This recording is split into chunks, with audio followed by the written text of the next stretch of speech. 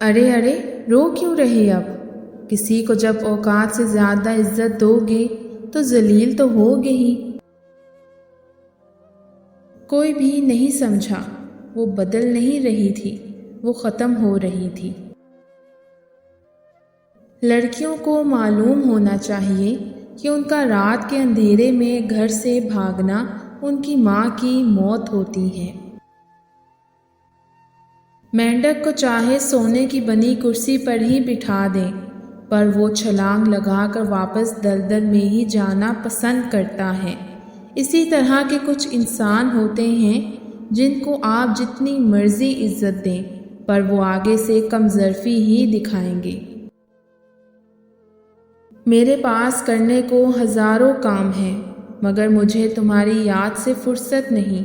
رونے کو لاکھوں درد پڑے ہیں، مگر تمہارا نہ ہونا کچھ اور سوچنے اور محسوس کرنے کی حس کو مفلوج کر چکا ہے۔ واقعی عورت ذات کی خوشیاں، پگڑیاں اور دوپٹے کھا جاتے ہیں۔ جب کسی کا وقت آپ سے زیادہ قیمتی ہو تو انہیں بار بار تنگ نہیں کیا کرتے۔ میرے پاس خود کو دلاسے دینے کے لیے یہ جھوٹی تسلی بھی نہیں ہے کہ تم بھی کبھی کہیں بیٹھے مجھے یاد کر رہے ہوگے۔ بہت کچھ کھو دینے کے بعد ہمیں یاد آتا ہے کہ آخر ہماری بھی کوئی سیلف ریسپیکٹ تھی، اور پھر افسوس یہ ہمیں تب یاد آتا ہے کہ جب ہم دوسروں کے ہاتھوں کھلونا بن کر ٹوٹ چکے ہوتے ہیں۔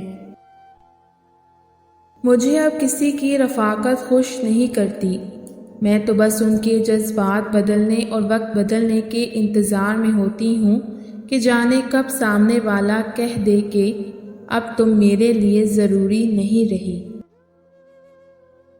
اگر کوئی نظر انداز کرتا ہے، اسے سبق سکھانا ہے تو اسے بھی نظر انداز کرنا شروع کر دو۔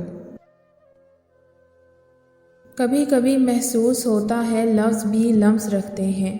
کوئی بات پڑھ کر مسکرا دینا اور کسی تحریر پر آنکھیں نم ہو جانا، کسی بات پہ دل کا دھڑکنا، اسی بات کی دلیل ہی ہے نا، لفظ بھی لمس رکھتے ہیں۔